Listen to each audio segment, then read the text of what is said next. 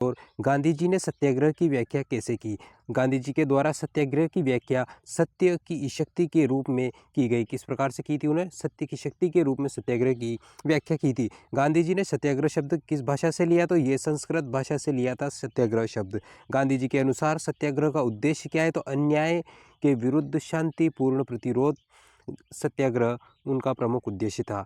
गांधी जी ने सत्याग्रह का पहला प्रयोग कहाँ पर किया? तो सत्याग्रह का सबसे पहले दक्षिण अफ्रीका में गांधी जी ने सत्याग्रह का प्रयोग किया था और 1906 में किया था। भारत में सत्याग्रह का पहला प्रयोग कहाँ पर किया है? तो चंपारण आंदोलन के समय 1917 में किया था।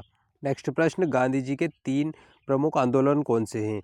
3 प्रमुख आंदोलन असहयोग आंदोलन, सविनय अवज्ञा आंदोलन और भारत छोड़ो आंदोलन 3 प्रमुख आंदोलन थे गांधी जी के आज़ादी के दौरान। भारत का सबसे लंबा राजनीतिक आंदोलन कौन सा था? तो सविनय अवज्ञा आंदोलन, जो कि भारत का सबसे लंबा राजनीतिक आंदोलन था और ये 1930 से 34 तक चला था।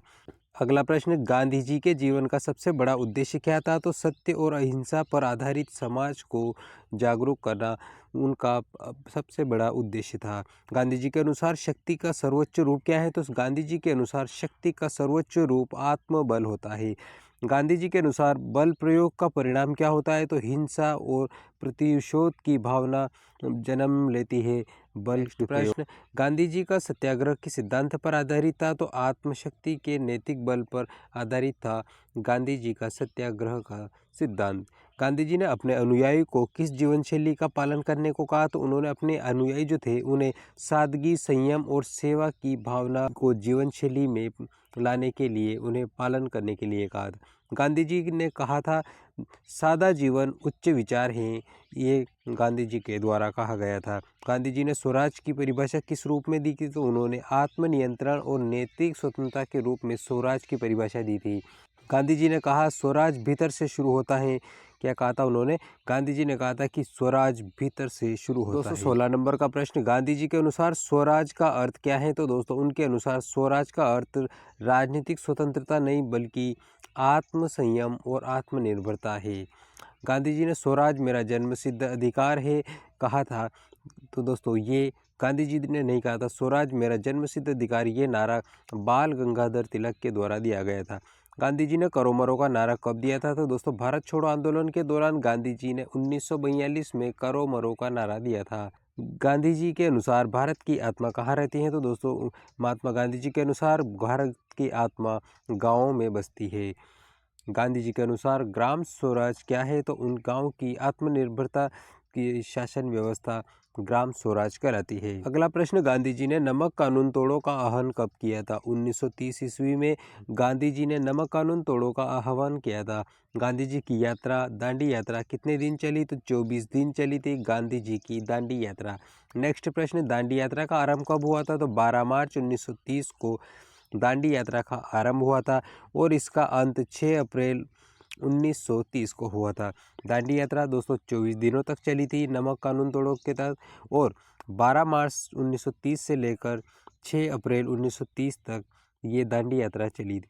नमक सत्याग्रह का प्रमुख उद्देश्य क्या था? तो दोस्तों ब्रिटिश नमक कर के विरोध करना, इस पर टैक्स लगा था। इसके विरोध में नमक सत्याग्रह आंदोलन किया गया। अगला प्रश्न, गांधी इरविन समझौते में गांधी जी ने क्या प्राप्त किया? तो दोस्तों गांधी इरविन समझौते में गांधी जी ने राजनीतिक बंदियों की रिहाई और नमक कानून में रियायत प्राप्त की थी। गांधी इरविन समझौते के बाद गांधी जी किस सम्मेलन में गए? तो दोस्तों दूसरा गोलमेज सम्मेलन जो हुआ था 1931 में, इसमें शामिल हुए थे लंदन में महात्मा गांधी जी। गांधी जी ने लंदन यात्रा के दौरान क्या पहना था? तो दोस्तों खादी की धोती और चादर ओढ़कर चले गए थे गांधी जी। दोस्तों गांधी जी के वस्त्र खादी की धोती और चादर थी। गांधी जी लंदन में किससे मुलाकात की? तो दोस्तों किंग जॉर्ज पंचम से मुलाकात की थी। गांधी जी ने गोलमेज सम्मेलन में भारत की ओर से किसका प्रतिनिधित्व किया था? तो कांग्रेस पार्टी का प्रतिनिधित्व किया था गांधी जी ने। प्रश्न, गांधी जी ने तीसरे गोलमेज सम्मेलन में क्यों भाग नहीं लिया? तो दोस्तों सविनय अवज्ञा आंदोलन के कारण गांधी जी तीसरे गोलमेज सम्मेलन में नहीं गए थे।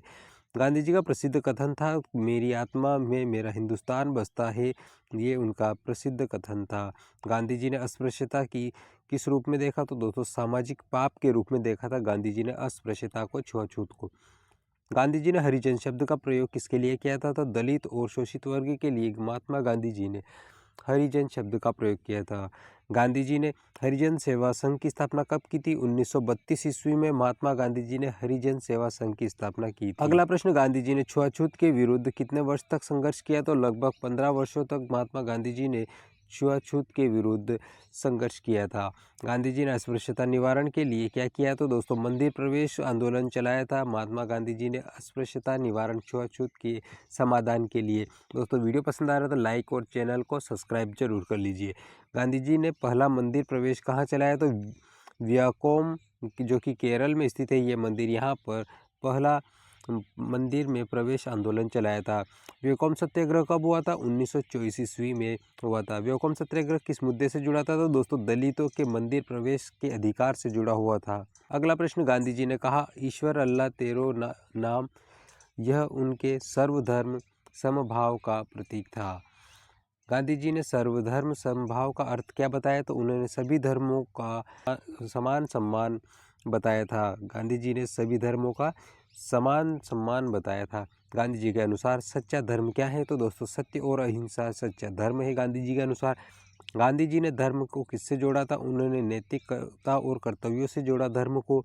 गांधी जी के अनुसार देशभक्ति का सर्वोच्च रूप क्या है? तो दोस्तों मानव के प्रति प्रेम, मानवता ही सच्ची मानवता सच्ची देशभक्ति है। अगला प्रश्न, गांधी जी ने निष्काम कर्म का सिद्धांत किससे ग्रहण किया? तो भगवद गीता से महात्मा गांधी जी ने निष्काम कर्म का सिद्धांत ग्रहण किया था। गांधी जी का सबसे प्रिय आदर्श क्या था? तो दोस्तों सत्य और अहिंसा गांधी जी के प्रमुख आदर्श थे। गांधी जी का सबसे बड़ा राजनीतिक हथियार क्या था? तो उपवास सबसे बड़ा राजनीतिक हथियार था। नेक्स्ट, गांधी जी के अनुसार उपवास का उद्देश्य क्या था? तो दोस्तों उपवास का उद्देश्य उनके लिए आत्मशुद्धि और समाज को सुधारना उपवास का मुख्य उद्देश्य था। गांधी जी का अंतिम उपवास कब किया? तो उन्होंने जनवरी 1948 में अंतिम उपवास किया था। ये उपवास दोस्तों हिंदू मुस्लिम एकता के लिए किया था। दोस्तों वीडियो पसंद आ रहा तो वीडियो को लाइक और चैनल को सब्सक्राइब जरूर कर लीजिए। 251 नंबर का प्रश्न, गांधी जी ने निष्काम कर्मयोग का उपदेश कहाँ दिया? तो भगवद गीता से लिया था। गांधी जी भगवद गीता को क्यों मानते थे? दोस्तों आत्मा का मार्गदर्शक ग्रंथ के रूप में मानते थे भगवद गीता को। गांधी जी ने कहा गीता मेरा आध्यात्मिक शब्दकोश है। क्या कहा था गांधी जी ने? गीता मेरा आध्यात्मिक शब्दकोश है। गांधी जी के अनुसार गीता का सार क्या है? तो दोस्तों कर्म करते रहो, फल की इच्छा मत करो, कर्म करते रहो, फल की चिंता मत करो, ये गांधी जी के अनुसार गीता का सार है। गांधी जी ने कौन सी भाषा जन भाषा कही? तो दोस्तों हिंदी भाषा को गांधी जी ने जनता की भाषा यानी जन भाषा कही। गांधी जी ने हिंदी को किस रूप में अपनाने का सुझाव दिया? तो दोस्तों राष्ट्रभाषा के रूप में अपनाने का सुझाव दिया गांधी जी ने हिंदी को।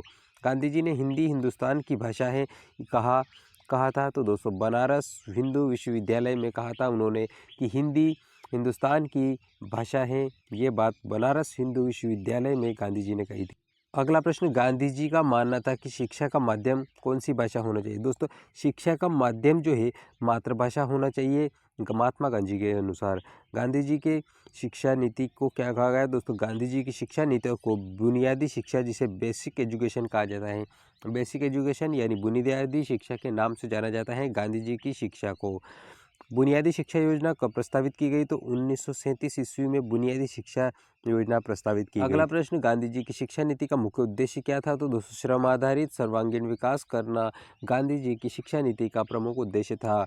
गांधी जी के अनुसार शिक्षा किससे शुरू होती है? तो दोस्तों हाथ के काम से शुरू होती है शिक्षा। गांधी जी के अनुसार शिक्षा का मूल तत्व क्या है? तो दोस्तों चरित्र निर्माण शिक्षा का मूल तत्व है। गांधी जी ने कहा था चरित्र निर्माण ही सच्ची शिक्षा है। क्या कहा था गांधी जी ने? चरित्र निर्माण ही सच्ची शिक्षा है। गांधी जी के अनुसार रचनात्मक कार्य का आरंभ कब किया गया? तो 1941 में रचनात्मक कार्य का शुभारंभ किया गया। 266 नंबर का प्रश्न, रचनात्मक कार्य का मुख्य उद्देश्य क्या है? रचनात्मक कार्य का मुख्य उद्देश्य दोस्तों समाज सुधार और आत्मनिर्भरता रचनात्मक कार्य का कार्यक्रम का मुख्य उद्देश्य था। गांधी जी के रचनात्मक कार्य कितने बिंदु पर थे? तो उनके 18 प्रमुख बिंदु थे रचनात्मक कार्यक्रम के। गांधी जी के रचनात्मक कार्यक्रम के 18 प्रमुख बिंदु थे। गांधी जी ने खादी को किसका प्रतीक कहा? तो दोस्तों स्वदेशी और आत्मनिर्भरता का प्रतीक बताया गांधी जी ने खादी को। गांधी जी ने चरखा चलाने को क्या कहा? तो दोस्तों विदेशी वस्त्रों का बहिष्कार करना और स्वदेशी को प्रोत्साहन देना गांधी जी ने चरखा चलाने को कहा था। गांधी जी ने कहा था चरखा आत्मनिर्भरता का प्रतीक है। नेक्स्ट प्रश्न, गांधी जी ने संपूर्ण स्वराज का लक्ष्य कब घोषित किया? 26 जनवरी 1930 को संपूर्ण स्वराज की घोषणा की थी।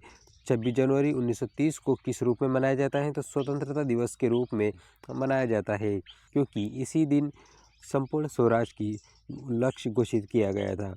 गांधी जी ने पहली बार भारतीय राष्ट्रीय कांग्रेस में कब भाग लिया? तो 1915 के बाद गांधी जी जो थे भारतीय राष्ट्रीय कांग्रेस में सम्मिलित हो गए थे।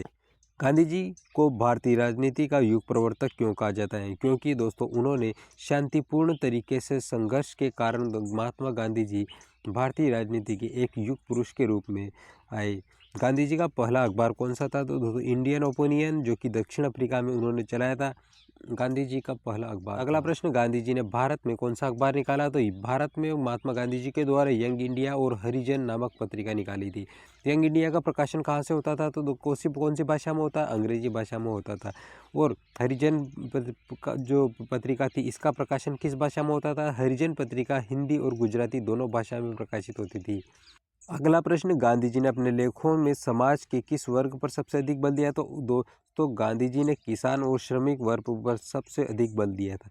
गांधी जी का मानना था कि भारत का भविष्य किसके हाथ में है? तो गांव और किसानों के हाथ में है भारत का भविष्य। अगला प्रश्न, गांधी जी ने किसान आंदोलन का समर्थन कहाँ किया? तो चंपारण और खेड़ा आंदोलन, चंपारण आंदोलन और बारडोली आंदोलन में महात्मा गांधी जी ने किसान आंदोलन का समर्थन किया था। गांधी जी ने खेड़ा सत्याग्रह कब शुरू किया था? तो 1918 में खेड़ा सत्याग्रह किया था। खेड़ा सत्याग्रह का नेतृत्व किसने किया गया था? तो सरदार वल्लभ भाई पटेल जी ने खेड़ा सत्याग्रह का नेतृत्व किया था। गांधी जी ने बारडोली सत्याग्रह का समर्थन कब किया? तो 1928 में महात्मा गांधी जी के द्वारा बारडोली सत्याग्रह का समर्थन किया गया। गांधी जी ने बारडोली की नायिका किसे कहा? तो उन्होंने सरदार पटेल की पत्नी झांसीबाई पटेल को बारडोली की नायिका कहा था। नेक्स्ट प्रश्न, गांधी जी ने महिलाओं को क्या उपाधि दी? दो गांधी जी ने महिलाओं को शक्ति का स्रोत बताया था। गांधी जी के अनुसार महिला की सबसे बड़ी शक्ति क्या है? तो दोस्तों करुणा और सहनशीलता महिलाओं की सबसे बड़ी शक्ति होती है। गांधी जी ने कहा यदि स्त्री शुद्ध है तो समाज शुद्ध होगा। ये बात गांधी जी ने कही थी। कौन सा कथन दिया था? गांधी जी का एक प्रसिद्ध कथन है, यदि स्त्री शुद्ध है तो समाज शुद्ध होगा। गांधी जी का मानना था कि शिक्षा के बिना स्वतंत्रता अधूरी है, इसलिए शिक्षा अनिवार्य है। गांधी जी के अनुसार गरीबी का सबसे बड़ा कारण क्या था? तो दोस्तों बेरोजगारी और स्व। अगला प्रश्न, गांधी जी ने कहा विदेशी वस्त्र पहनना राष्ट्रीय अपराध है। उन्होंने विदेशी वस्त्र को राष्ट्रीय अपराध के रूप में माना। गांधी जी ने खादी आंदोलन का मुख्य उद्देश्य क्या बताया? उन्होंने खादी आंदोलन का मुख्य उद्देश्य बताया ग्रामीण उद्योग जो है उनका पुनरुद्धार करना प्रमुख उद्देश्य। अगला प्रश्न, गांधी जी ने कहा था भारत को आत्मनिर्भर बनाना होगा। किसने कहा था ये बात? भारत को आत्मनिर्भर बनाना होगा। ये बात गांधी जी के द्वारा कही गई थी। दोस्तों वीडियो पसंद आ रहा है तो लाइक और चैनल को सब्सक्राइब जरूर कर लीजिए। गांधी जी ने स्वदेशी आंदोलन को जीवन का कैसा अंग बताया? तो दोस्तों नैतिक कर्तव्यता का अंग बताया। अगला प्रश्न, गांधी जी ने कहा एक और कथन है उनका, सच्ची स्वतंत्रता पेट और तन दोनों से आत्मनिर्भर होने में है। सच्ची स्वतंत्रता पेट और तन दोनों में आत्मनिर्भरता होने से होती है। गांधी जी के अनुसार संपत्ति का प्रयोग कैसे होना चाहिए? दोस्तों जन कल्याण के लिए संपत्ति का प्रयोग होना चाहिए। गांधी जी के मतानुसार गांधी जी ने ट्रस्टीशिप सिद्धांत किसके लिए दिया था? तो दोस्तों पूंजीपतियों और नैतिक आचरण के लिए ट्रस्टीशिप का सिद्धांत दिया था। गांधी जी का मानना था, क्या मानना था? कि धनवान समाज के सेवक हैं, मालिक नहीं। गांधी जी के अनुसार धनवान व्यक्ति जो है वो समाज के सेवक है, न कि मालिक। महात्मा गांधी जी ने भारत छोड़ो आंदोलन में युवाओं को संदेश क्या दिया? तो दोस्तों भारत छोड़ो आंदोलन में उन्होंने करो या मरो का नारा दिया था युवाओं के लिए। गांधी जी ने कहा था मेरी आत्मा सत्य में बसती है और मेरा जीवन उसका प्रयोग है। ये कथन गांधी जी ने दिया था। दोस्तों वीडियो पसंद आया तो चैनल को सब्सक्राइब और वीडियो को लाइक और शेयर जरूर कीजिएगा। मिलेंगे अगले वीडियो में, तब तक के लिए बहुत बहुत धन्यवाद।